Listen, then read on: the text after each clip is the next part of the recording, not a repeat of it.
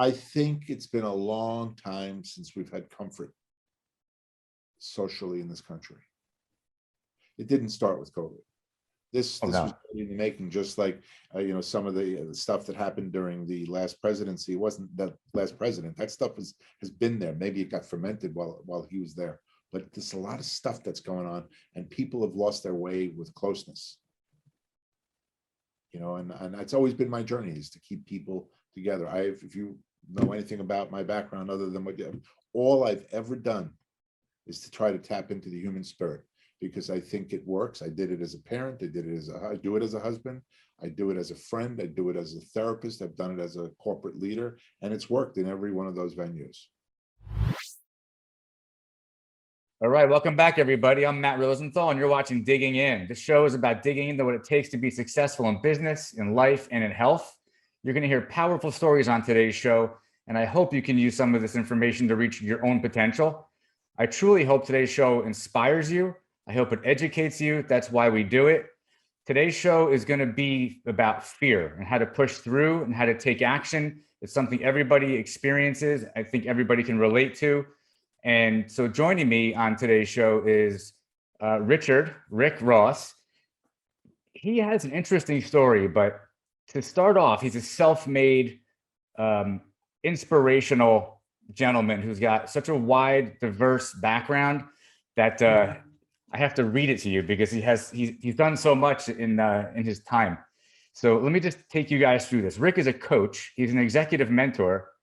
He's a psychotherapist and an executive leader. He's held C-level leadership positions with private, public, and not-for-profit technology, manufacturing, and service organizations. His career spans 35 years in corporations such as Exxon, Philips, VRF Technologies, which he's going to talk about, in positions ranging from sales to business development to president to CEO.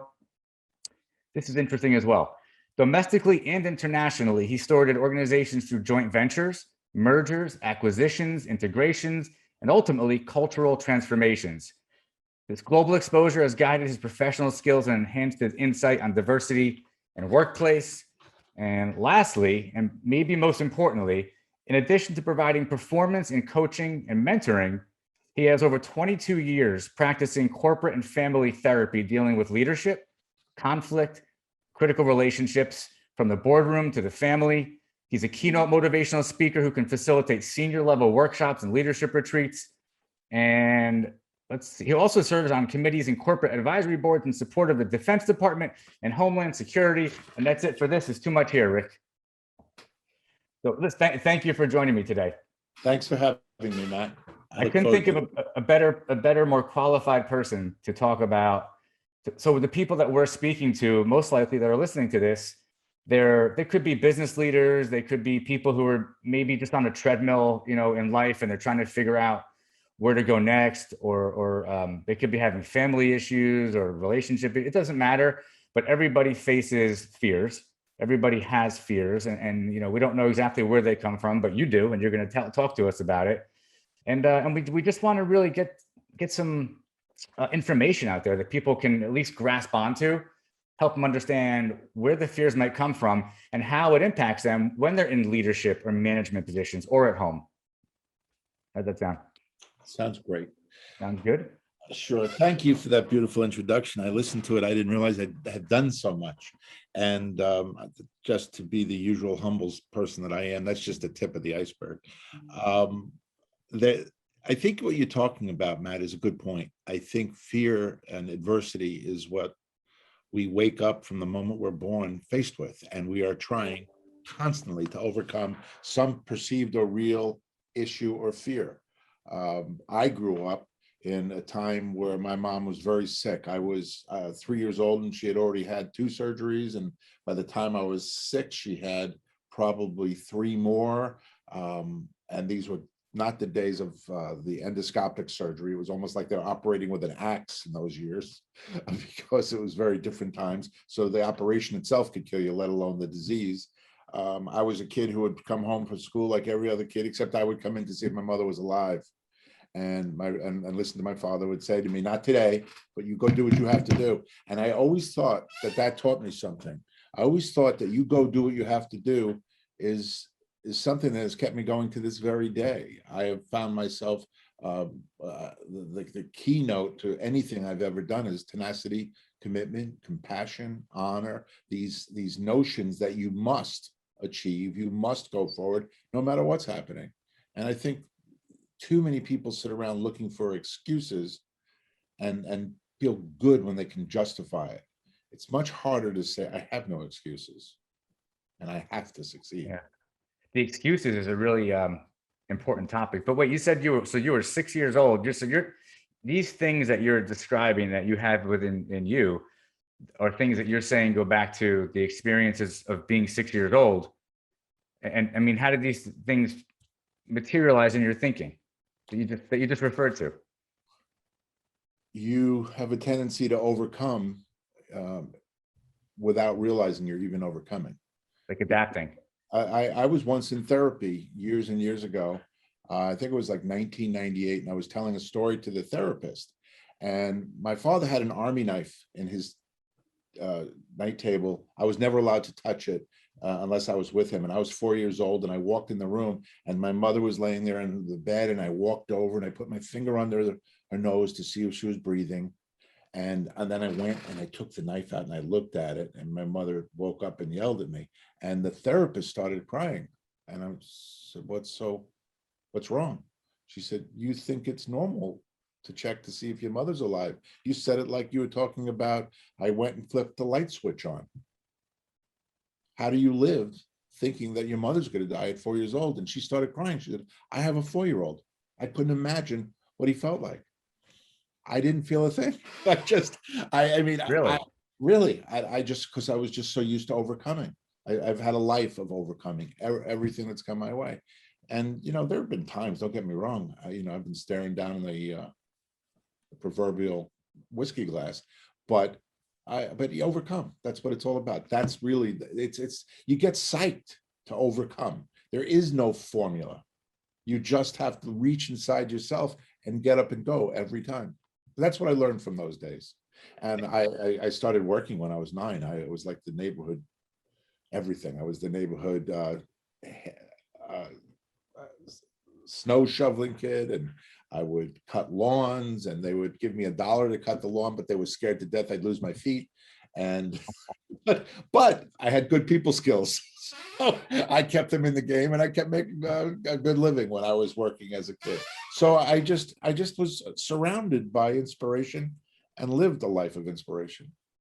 It's interesting when you talk about working as a kid. Everybody that I've had on the show so far, and I suspect that it's going to be this way with everybody that comes on in the future.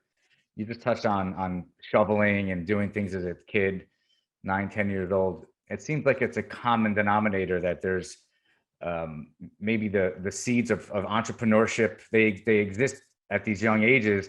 And I've also heard a commonality where there's always some sort of, you can correct me because I'm probably using the wrong word, dysfunction or trauma or something that happens in so many people that I've met who in their early lives who end up being successful. It could be in business, but whatever field they're in, they drive hard. Like they keep pushing themselves, and it's not even like they can explain why. But they all shoveled snow at 9 years old. Right, I understand that, and and I always cared very much about the customer experience. That I put, I guess you could talk about, if you want to talk about it in clinical terms, it was a thing like post-traumatic growth. I took all the pain that I learned and the trauma that I learned and tried to overcome it by giving back. That was my thing, and it was never disingenuous. I worked at Baskin-Robbins when I was 14, and I remember this to this day. Somebody would ask for an orange sherbet on a sugar cone, and I would say, have you ever thought of putting a vanilla ice cream on top of that? It tastes just like a creamsicle, and it's your design. And I would be so happy. I would be thrilled when those people would take it. They'd love it. And I wasn't thinking about the price of the cone going up. I wasn't thinking about my boss liking me for selling more. I really wanted to service the client. And I found that my way of dealing with trauma was giving back. Look what I do for a living. Yeah. And that's a big way to get through fear, by the way. You can't fight fear. You have to embrace it. You have to use it. and it's all about overcoming. And you're right. Every successful person I know, they don't even know sometimes that they overcame. They just did it. That's interesting. They just push through. So that's the thing. What is it about that? There's these people, we probably both can think of dozens of people we know that they have all sorts of, I guess, problems, right? But somehow or another, they're able to keep climbing the ladder, keep pushing and pushing and pushing, even though there's this function or there's issues early on, or even in their lives currently, there's something that pushes them along. Well, also when you're dealing with people, as you become a little bit more successful, and if you're a successful person that doesn't take yourself too seriously, you tend to see things in the right way. And you start to realize that as I'm talking to you, I know you have screwed up something. I know it. For me? You're Never. a man, right?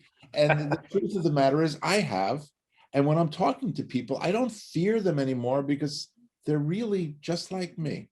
What's the expression? Everybody wakes up in the morning and you put on your pants the same way, one leg at a time. I have a good story that could tell you what people are really like, and you wouldn't expect it at all. If you want to be in these circles, you think you have to be a certain person. I was leading a group, and I was probably 38 years old, to Egypt to meet with the Ministry of Defense. I had State Department people, I had other prime contractors, and I was the ultimate prime. And I was the president of the company at the time. And I had to be the leader and kind of host this meeting. Now, it is not like being in a US office where there's, every amenity known to mankind, and you just, everything's prim and proper. I was looking at people, they had rips in their shirts, the stocks on their rifles had gouges in them. And I was sick the night before this meeting in Cairo. And I mean sick. Now, I'm sitting in the meeting in like theater seats, and there is a general sitting up front looking just like the stereotypical situation you would expect in Cairo, and on each side guys with rifles standing there like that. True story. All of a sudden my stomach starts to go bad, and I'm thinking, my God, I'm with State Department people. These are people that are so successful. What do I do? And I started thinking I had nothing I can do. So I asked, is there a bathroom? And they started talking to each other in Arabic. And they pointed that way. I opened up this cheesecloth door, thinking of going down a hallway. Yeah. Literally, the commode was right on the other side of the cheesecloth door. And so I sit down, and I happen to be in this room, and I'm so embarrassed. And it's like, I'm leading this. This is going to get back to people at State Department in the United States of America. It's going to get back to my board of directors. And I'm sitting there and I am exploding. And it's like, Lordy, Lordy, Lordy, I was dying. I come out of there, my hair is soaking wet. My shirt is all twisted up. I go sit down, nobody's saying a word. They had served me this yogurt, and I think that's what did it. That's you off. And so I'm sitting there back in my chair, and I know that I'm looking like my eyes are rolling in my head, nothing like, and the room was very uncomfortable. And all of a sudden, the general says something to the man with the rifle like this, and he comes back and he gives me another yogurt. And then they all started laughing, making fun. And I realized there and then the most important part, these are people who are fighting with Israel. They're not sure if they trust us. They're not sure if they trust the rest of their Arab neighbors, but yet they're so human, so real. They got it completely. They brought me a towel. They did all these nice things, and everybody was real. And I ended up making a tremendous sale, one of the largest sales of that equipment, which I can't mention now. And I found out that people are just all so real. And I was very young when I realized that. And I kind of knew it all along, but I think that solidified it for me. You're actually, I'm thinking of something. That's a great story. I know you have more of those. They're pretty cool stories. But when you said you were 38 years old around that time, right? And you had a high position, you achieved a lot. I did. We know you came from a beginning that you had some challenges, you had obstacles, you had the things you mentioned, and we know you shoveled snow, right? So, but somehow you find yourself reaching this point, and it sounds like it was because of your ability to talk with people and to connect with people, I'm guessing that's in large part helped you get to that level, right? To lead people, to manage, to bring people together. People want to follow you, right? Because they have confidence and trust in you. Now you're 38. That's awfully young to be in such a high powered leadership position. It's Did true. you find that your ego was getting, not intentionally, but that all of a sudden you were kind of like, hey, look who I am, and was it getting in your way? I think one of the, Looking back, actually, looking back. I know, and it's actually something I've thought about tremendously. That's this question, because at a very young age, I did very, very well. I mean, I was 26 years old and I made close to $200,000. Not that money matters. And that was in 1926. That was 1926. You know, so no, that was 40 years ago. Yeah, Do the math. That's like $1 million, and it was a lot of selling money. technology. A lot. It was selling technology, like businesses like yours. And I early on had success, and I realized it had nothing to do with anything. I just never thought. So when you ask me, did it get to me? And from an ego standpoint, did I feel? No, actually, I have a wonderful story about it. That we had done the largest acquisition, and I say the most significant acquisition of. I'm just thinking if I could be saying some of this stuff of electro-optics. One of the things I did in my career is there's in electro-optics in military, there's the BMW and Mercedes, is DRS Technologies, and Hughes. I ran one of them. You could decide which is which. I built one through acquisitions and what have you. And on the final acquisition piece, I was with the CEO on a G5 coming back from Boston Logan Airport to land. I think we're going up to Teterboro. And he's sitting there. We're at 55,000 feet. It's really quiet because you don't hear anything at that altitude. And he's sitting there with his crystal glass and his Armani shirts and suits, and everything's lined up perfectly. The stripes are perfect, everything. And I'm looking good and feeling good. And I was about 40 at this point. And he could hear the clink, clink, clink of the ice in his glass. And he said to me, you know, you're confused. I said, why is that? He says, I know who I am. And this is me. As he talks about the G5 and everything that That's goes. interesting. And I looked at him and I said, you know, you're half right. He said, how's that? I said, I'm confused. That's true. But I'm confused why I'm here with you. You said that to him. Yes, I did. And we laughed, but that was pretty much telling me what I wanted to do something different. I didn't take it that seriously. I've held positions. I find when I was a leader and I was out front, it was great calling the shots and doing everything else. But what I really loved is inspiring, motivating the people that get it done. You know, you have 2,000 people working for you. You cannot do it all. You can only build a culture that supports success. You can't do anything else, really. You can buy companies and bolt-ons and things like that. And I love what I do now. I don't need to be the one that is going home with a couple to make their marriage work. I love that I can get off the phone and I know I made their life better. I don't need that ego reward anymore. And it stopped about the age of 37. So no, the money made a difference to me though. That did it. But there's no shame.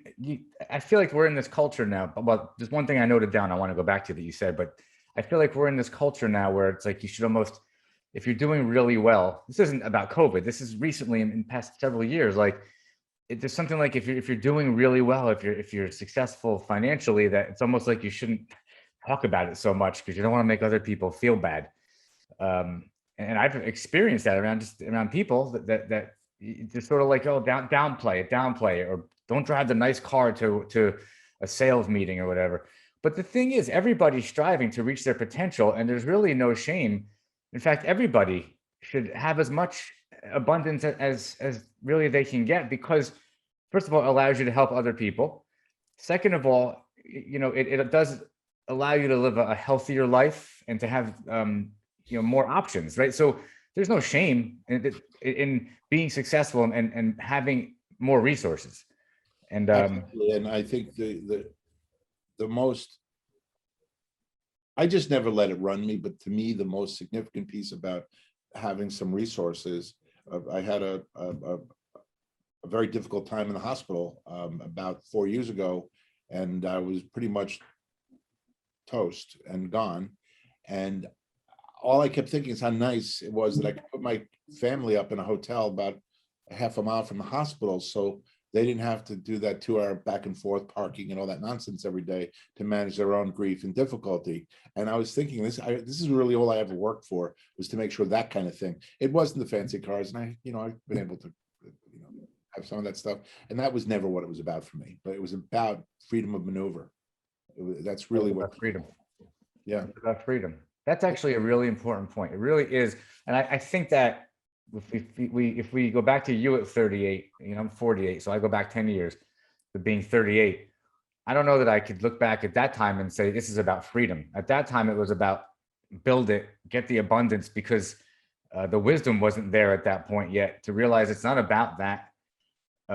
It is about freedom, but it's not about what you think it is when you're 38 or 30 or 28, which is, I just want to get as much as I can. And to your point about the guy on the plane, when you were talking, I made a note that he was so connected to the material as his identity. What happens when that inevitably disappears because he loses the job, or the business goes out of business? Then what happens to that identity when you don't have the G5 anymore? If this is me, which goes back to what you're saying. It's like, what really is it that that one identifies with, or should identify with, especially in your experience, to have a fulfilling life in general, no matter what money you have or what you're doing? I'm really glad we did this today, because I think about these things often, but never in such a consolidated time. And I'll tell you something about that identity issue. And it's a story that I will never forget. I left that job, and it was a political ousting. I don't mind saying, when you're at a certain level in a company, the politics do you in. It's not your numbers and your failures or your successes. It was, I went crosswise. I have to say, I don't know why I'm here with you. It didn't, I knew what I was doing. It didn't ingratiate my career there. But I came home the day that the termination took place, and my daughter was 15, and she's a tall girl, and she was almost nose to nose, with a little less nose to nose with me. And she was so sad. She has a heart of gold. And she's like, "I'm so sad, Dad." And I said, "Jess, don't worry. I don't want to say that we have money. I don't want to sound like that to my daughter." I said, "But we're okay. Everything, we're going to go see Grandma in Florida. We're going to go on vacations. We're still going to Israel, like I said. And you don't have to worry." She said, "Dad, it's not the money. I just know how much you cared about all those people." No kidding. No kidding. I knew there and then, I got the chills when I told that story. I knew there and then, on one of the most successful men that has ever lived. And she, by the way, right now is a superstar in corporate America, and people love her. And if she's standing on my shoulders, launched way beyond me.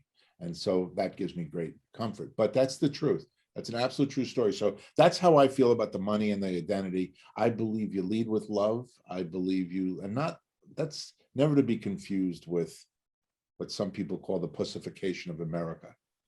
You lead with love. You care about the people you work with. You care about— great word. I've never heard that. You care about the client and their experience. And even if they don't know how to be people of kindness and caring, you don't have to become them. That's right. If you can always stay cool, stay calm, stay good. I used to have on my Outlook file until it crashed, because I like put in an appointment, and if you don't end it at a certain date, you end up crashing your Outlook. But it's be good, be kind, be happy. Showed up every morning on my calendar from the time I had Outlook in the early 90s. And I think it's the secret to every bit of success. Say it again. What's that? Say it again. Be good, be kind, be happy. I good, think, be kind, be happy. and just, I think those things. I was doing a keynote once, and it was to a sales organization, and I was trying to be funny about something, and it really woke me up. And I stood up, and I was in the front tables with the heavy hitters, and then the back of the list. That's how it's set up, and maybe 1,000 people in total. And I said, selling is all about sincerity. And once you can fake that, you got it made. I thought that was so obviously funny. It is funny. Front tables were going, "He's right. He's right." And I'm thinking, That was the biggest lesson out of the day. I was like, that was a joke. And I even said that. I go back and correct it. And I said, it is about sincerity. If you look at your own life as a brand, what brand do you want to have? You want to be the guy that sold in junk? You want to be this guy that cons somebody? Who do you want to be?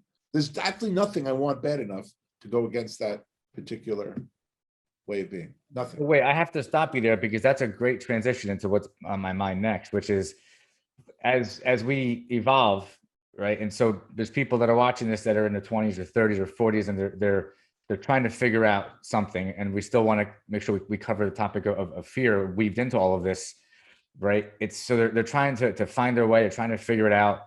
Somewhere along the way, you're making enough mistakes, you fall on your face enough, or you get enough feedback from everybody around you, and you start to realize, all right, I need to develop some mindfulness here. I need to get some awareness. Like I need to change. There's change and transformation. And it sounds like through all the different things that you've experienced, that you've had multiple periods of change and transformation. Mm-hmm. But when people are going through that, which everybody goes through, sometimes it's intentional because you want to evolve, and sometimes it's not. Sometimes it's just necessary for whatever reason. That is something that I think probably most people are afraid to do because they have to face the fact that they have to change. So you're talking about the fear of change, and I think people The need to change, and then the fear of doing it, and how that actually stops you from doing what you just said, actually having that fulfillment and happiness and peace in life. It's interesting. If you are down in the noise, change is much harder. If you're at the What do you mean? I'll explain it to you. I was on a flight to Zurich, and they had this big down comforter where I was in the quiet section. I wanted to sleep that night. And I am a fearful flyer. I'm now 43, 44 years old, and I am a fearful flyer. But I fell asleep. It was like a routine trip that I was taking. And all of a sudden, in the middle of the night, I have the seatbelt outside the blanket, so they want to know you're seatbelted in. The plane jumped around, and my feet and knees almost hit me in the jaw. Oh, wow. Yeah, I was, oh my God. And I remember sitting up saying, I've got to do something. I've got to do something. And then I said, what am I going to do? What are you going to do? And I just said, I'll go back to sleep. And Yeah. There was a moment in time where I realized fear exists. Deal with it. There isn't much more of a mechanic. It exists. In the last 4 years, I've had 7 major surgeries. You deal with it. You can't change it. There's nothing you can do to change it. You can only change your reaction to it. That's what I was hoping you were going to say. That's it, right? That's there's the saying that there's only one thing you have actual control over. You have no control over anything really, other than your thoughts. You're actually talking about, I believe, you're referring to Viktor Frankl, who's well known for this. He's a psychiatrist that was in the Holocaust, Mm-hmm. and he had written a great book, Man's Search for Meaning. And in that book, he talks about an interview. He was interviewed by, I think it was Barbara Walters or someone like that. And she said, you suffered so much. How did you write this book? He wrote it in the camps. He said, you saw the death of family and friends, and you were tortured, and you saw so much in the way of people being maimed and indignities. And his answer was, in short, I'm paraphrasing, that with all I saw, with all that was done to me and everything I experienced, the one thing they couldn't take away from me was how I chose to face each and every day. It's another one. Yeah, that's right. That's what I'm referring to. That's the same thing. That's what I mean. Yeah, and you have control over that, right? That's the only thing you really have control over, I guess, unless you truly don't have control over that, which would be more of like a clinical problem. Right? No, there are people with psychosis that can't manage that. Yes. Yeah. But it's 2% of the population. So the barring rest that, it's habit. People have, a lot of people, they just have never experienced overcoming. That's it. I think now we're hitting it. So again, we're talking to people possibly right now who are in business, who are having whatever issue that they want to achieve their goals. They want to reach their potential, but there's some fear stopping them from executing. And maybe the fear is what you just said. It's just the habitual thinking about whatever it may be that maybe there is no fear. Like it's not even real. It's just a habit. It's a habit of maybe it's just a programming. It's just some programming you've got. and we use the word fear, but whatever it is, stopping you from reaching your potential. And it could be corporate America. Maybe you want to get to the next couple levels, or maybe you want to, as an entrepreneur, grow your business. Maybe you're afraid to invest in it. You're afraid to go on camera and do podcasts. You're afraid to do marketing and sales. It's all fear, right? So it plays into all these things, but I think you just actually touched on what it really comes down to. It's just the way you look at it. I would tell your viewers to just do the next right thing always, and the fear is imaginary. Really, when you think about it, what is the fear? I was told from a recent experience that the only reason I'm alive is because while everyone around me was in a state of panic, including the doctors, and this is a world-class doctor who said this, he said, you still had a sense of humor. He said, we believe that's why you're alive. Honestly. And I believe you can make a difference how you face the world. I have this line that I use in my own head, and sometimes I've shared it with friends, that I've been left on the beach to die many times, only to come right back. And I look at Israel. I mean, everyone thinks, what a tough army. It's not that they have a very good army and a great military. It's that their backs to the med. Where are they going to go? They have no choice. They don't sit around and go, I'm too afraid to fight. They're not going into the med. It's that simple. They just go. And I think that's what a lot of people have to do. And I think leadership can help, though. I think that standing up and saying to people, I remember I had a situation in the early 90s that we were struggling a little bit as a company. But I remember telling everybody that it was a company on Long Island at the time, and they were doing layoffs like there was no tomorrow. It was after the fall of the Berlin Wall and the Cold War we thought was over. So people were scaling back, budgets were going down, and people were getting scared. But the truth of the matter was, in my company, it was a lot better than it was outside the company in their neighborhoods and people they knew. And I explained that I thought they were carrying the fears of others into their own job, and there was no need to. Oh, interesting. Because that really is the truth. I mean, the COVID period we're going through, so much in isolation. I'm busier than I've ever been. Not that I'm happy that, and I'm not looking to rob graves to make money, but I'm busier than I've ever been. A lot of service businesses are busier than they've ever been, and they've actually cut back on office space. They've cut back on taking their staff and clients out to dinner and saving all that money. It's affecting the bottom line. Good times and bad times, people will survive and make money. It's true. It's like, it's always the best of times, the worst of times. But it's funny because now there are people that you can talk to 10 people, and all 10 of them are going to have a different perspective on how being quarantined and COVID and different news channels you watch. I mean, it's everywhere. It's like it's constant with this recording that's constantly playing like a broken record.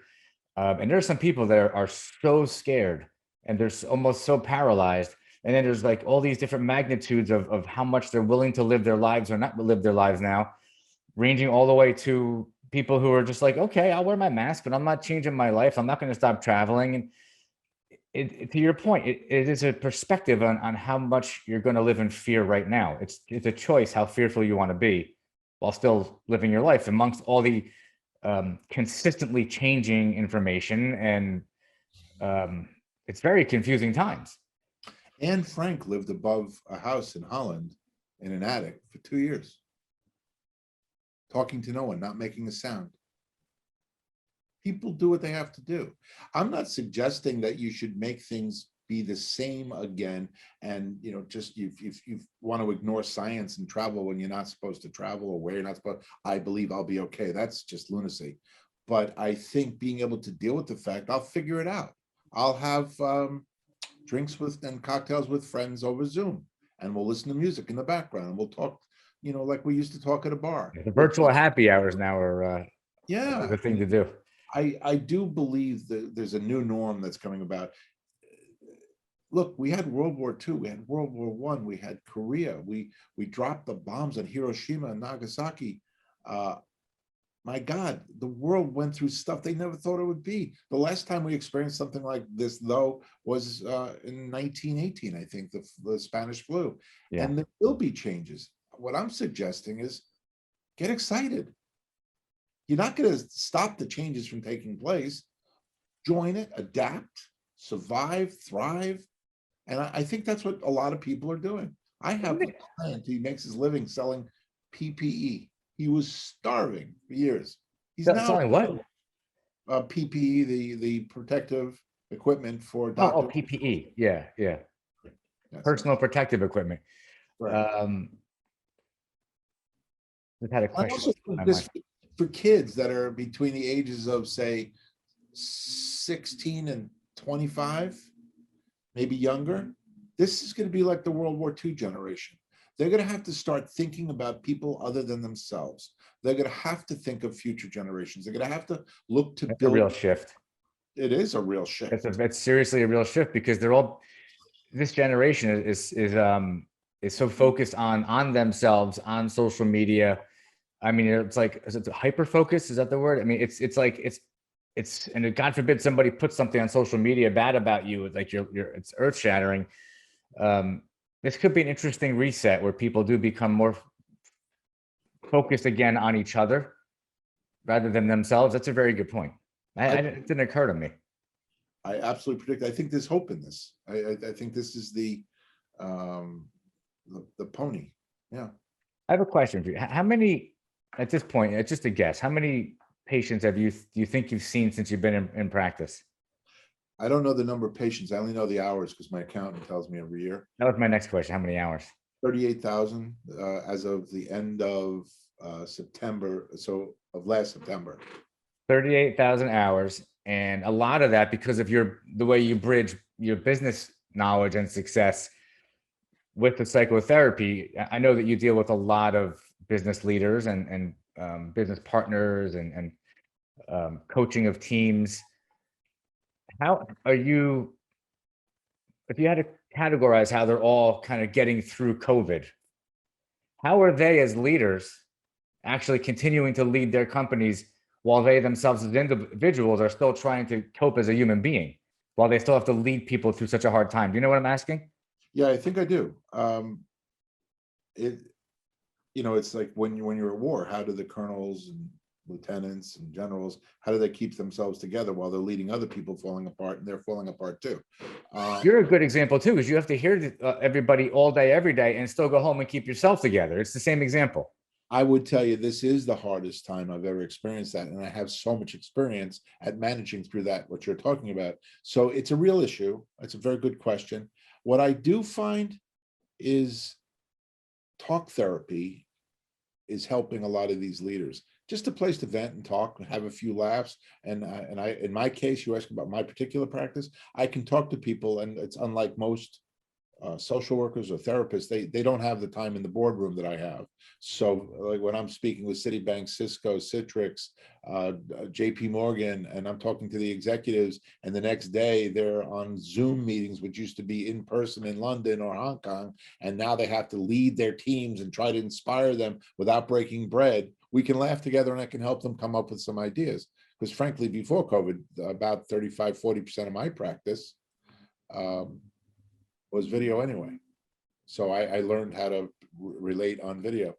If I can add something, this is a perfect example when I said the ego earlier, and I'm happy to help. My leadership style was never one of, you do it my way, you do this, you do that. It really was the therapist. As a matter of fact, they used to joke and say the doctor is in when I was in my office, because I always looked for the best in people. I always looked for finding ways to help them overcome whatever is just keeping them from doing the job, keeping them from being happy at home. People say things like, I'm a different person at home than I am here. And that's just not true. They think they are. They just get away with it at home much more. And it shows in the office differently. Yeah. So I think we all have to kind of facilitate each other's health. And that's what I'm seeing during these times.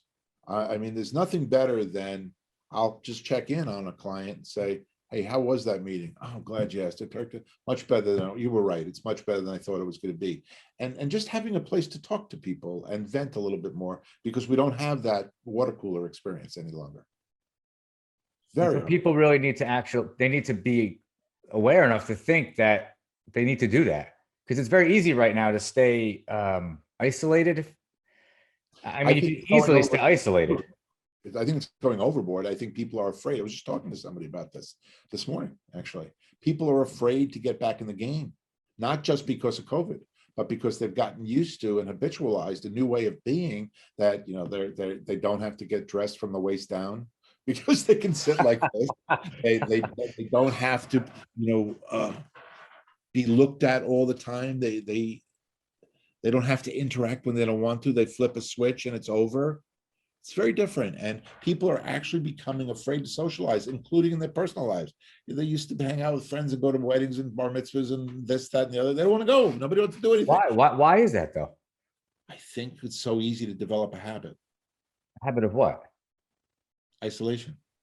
And not having to use those skills, because that's the fear, it's this interesting, coming back to where we started. Yeah. That is a fear of having to be somebody, be found out. I think people walk around fearful, and they've learned to overcome it anyway in social circumstances, professional circumstances, and they had ways, defense mechanisms, or what we call ego capacities put in place to defend themselves. They haven't used those muscles in a long time. So therefore, as a result, people, you're seeing a lot of people, you spend a lot of hours, and this is like possibly the worst of times for people, coping wise and emotionally, as a society. Are you hearing people talk about that? Talk about in general, that they're apprehensive about going back to work in person, not because of COVID, because of the fear of having to be there. I've had that conversation with what I think are some enlightened people. I'm not really steering conversations there yet, but I see it percolating more and more. They're getting maybe anxiety about the fact that, I have to go back to work in June or July. We're all going to be in the office together again. Or, I have to have a big Thanksgiving at my house, and I'm going to see people. I have to get all ready to do that. I'm not ready to do that. So what does that really mean? That everybody's walking around with a fake faith on all the time, and the real state of nature is like to be isolated, which is not true. I think it's been a long time since we've had comfort socially in this country. It didn't start with COVID. This was in the making, just like some of the stuff that happened during the last presidency. It wasn't the last president. That stuff has been there. Maybe it got fermented while he was there. But there's a lot of stuff that's going on, and people have lost their way with closeness. And that's always been my journey, is to keep people together. If you know anything about my background other than all I've ever done is to try to tap into the human spirit, because I think it works. I did it as a parent. I do it as a husband. I do it as a friend. I do it as a therapist. I've done it as a corporate leader, and it's worked in every one of those venues. So is it, I think I've heard you say to me in the past that one of the keys to leadership, or maybe even to finding the best in yourself, is compassion and empathy. Mm-hmm. Right. And giving is really good. They talk about being in love. That's a big conversation you have in this world. I don't know if I love this person. I love them, but maybe I'm not in love. That whole conversation. Right. I read something just a week ago or 2 weeks ago, that being in love is when you can feel you're making a difference with another person and it's coming back at you. And so I would argue that being in love is the way to be in the world, because you want to make a difference. I think most, and it will come back to you naturally. Yes, and I think most people coming back to you, you can feel your success. You feel you've impacted somebody, and I don't think there's a greater feeling. There is no greater feeling. That's really what it's all about, right? That's it.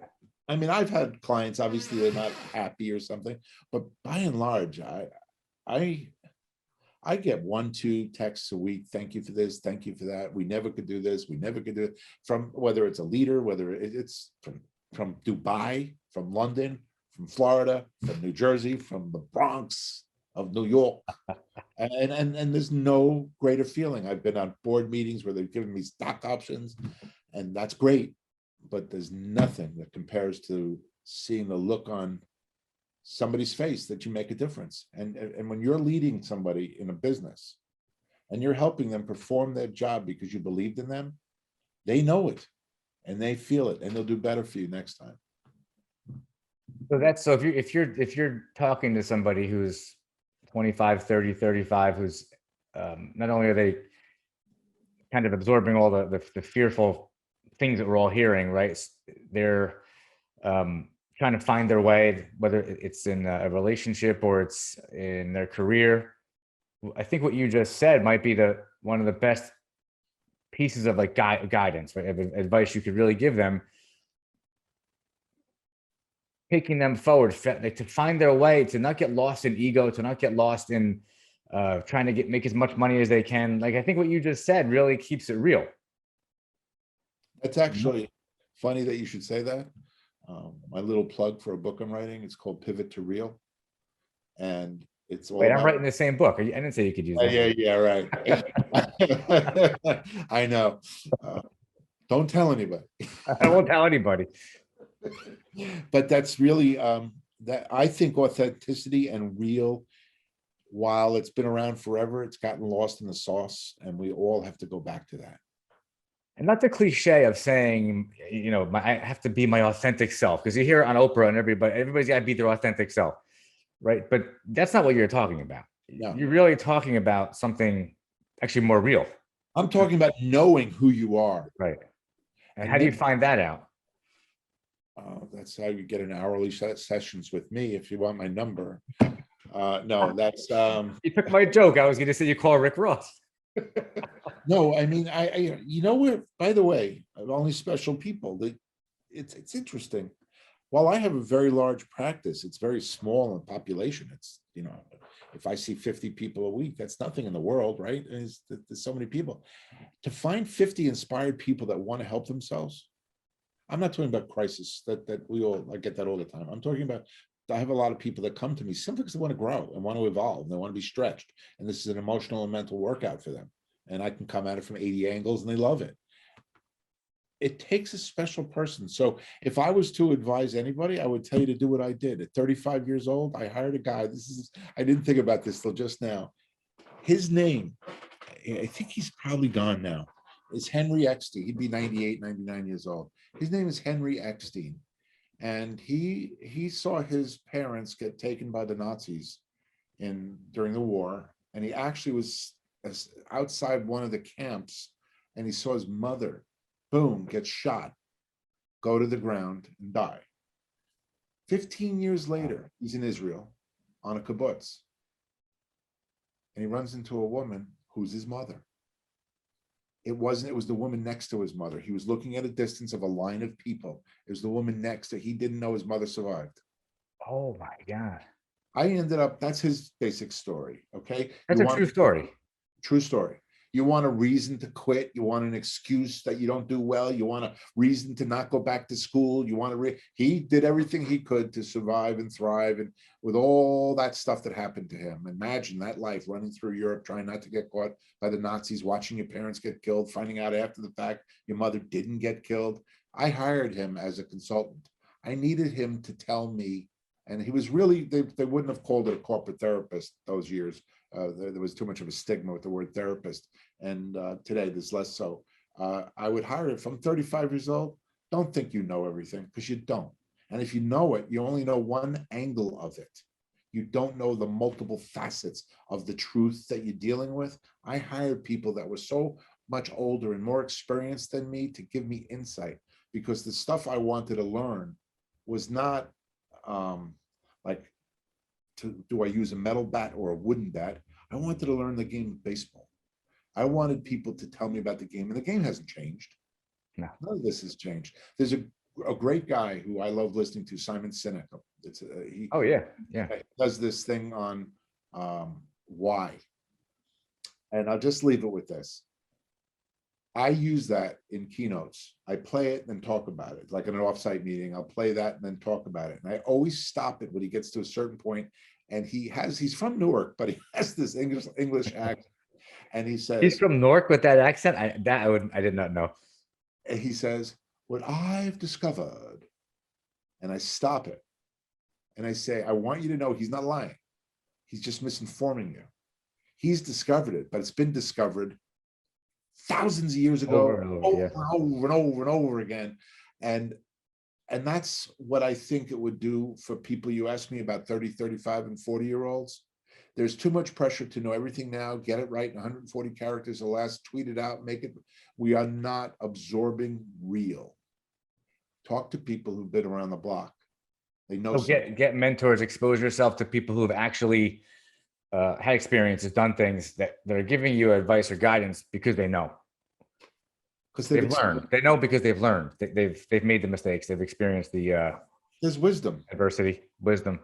And the wisest thing and smartest thing I ever did was from the earliest age, I found myself, even when I was a little kid, I used to listen to the older people talking. Always. Interesting. Always. And I still do it. I still do it. I'm just becoming, as time goes on, one of the older people. I know that you have something you have to get to, but I want to ask you, if actually in closing, and I'm putting you on the spot, I know that, but if there were 5 tips or just pointers that we can put out there, and I'll help you if you want, because I took notes while you were talking, so I have some tips you put out. When it comes to fears, pushing through, and just kind of finding your way through during these difficult times. I would say don't take yourself so seriously. I would say laugh at yourself. Everyone else is. I would say that there's a great quote from my mother. When I was 20, I thought no one liked me. When I was 40, I stopped caring what they thought about me. And when I was 60, I realized nobody was ever thinking about me. I think you should live with abandonment. You just go with abandon. And I think you should be mission focused. I think you should be vision focused. Can I add one more that you said? You can add 5 more. Okay. I love what you were talking about, realizing that you can control your thinking. We talked about that early on. And you gave the example of, I think it was Viktor Frankl. You can do that now. You can do that at any time if you just stop, pause, and just step back. And you mentioned before too, getting excited. Isn't it true that fear and excitement release the same chemicals? Oxytocin. But they cause you to feel something different because of the way you process it. But if you could choose to get excited versus choosing to have anxiety or fear, possible, right? I don't think you choose to have anxiety or fear. I think you choose to react to the anxiety and fear. And that, at least that you can choose to do. Yes, I don't. Yeah. You can't choose to not have anxiety. That you can choose to how you react to it. Right, right. I think it's all very helpful. There's a lot of people out there that are struggling and suffering, and maybe they're not struggling or suffering to the, that you can see on the outside, but they might be on the inside. And I think that there's a lot of information you shared today that people can take something away from it to help them keep the momentum going, keep moving forward so that they can reach their goals and reach their potential, whatever that means to them. I couldn't agree more. Can I leave you with 2 things? You can stay all day. I heard a quote that I loved, and it's in a lot of my presentations. And this gives you insight into what we do as a people. It says, I think it was John Cotter from Harvard. It said, when given the choice between changing one's ways or proving you don't have to, most people get started on the proving. And I think that gets in all our ways. Don't be afraid to change. It might be good for you. And then the last thing is something I actually have on my website. And I haven't changed my website in forever. And it says, the 2 most important things for good therapy or a good life, really, is a well-developed self-deprecating sense of humor and a rich desire for self-awareness. And I believe that. And if you stay with that stuff and you lead with love and you just don't let your fears get in the way and you have post-traumatic growth, life can be good. On that note, thank you. Thank you. Hold on. This is a very important thing we have to do right now. If anybody wants to reach you because they want to talk to you more, what's your email address? Do you want to share that? I would prefer, yeah, that would work. rross@rosscounseling.com. Okay. And I'll put it on the screen. You'll be able to see it. Is there any other information? I know you mentioned you're going to write a book, but is there anything else that you want to just point out? Anything you're working on or any other ways to find you, LinkedIn, anything like that? No, I'm good. Okay. I think that's fine. rross@rosscounseling.com. And I would look forward to talking to anybody. But in the meantime, thank you for your time, Matt. It was good.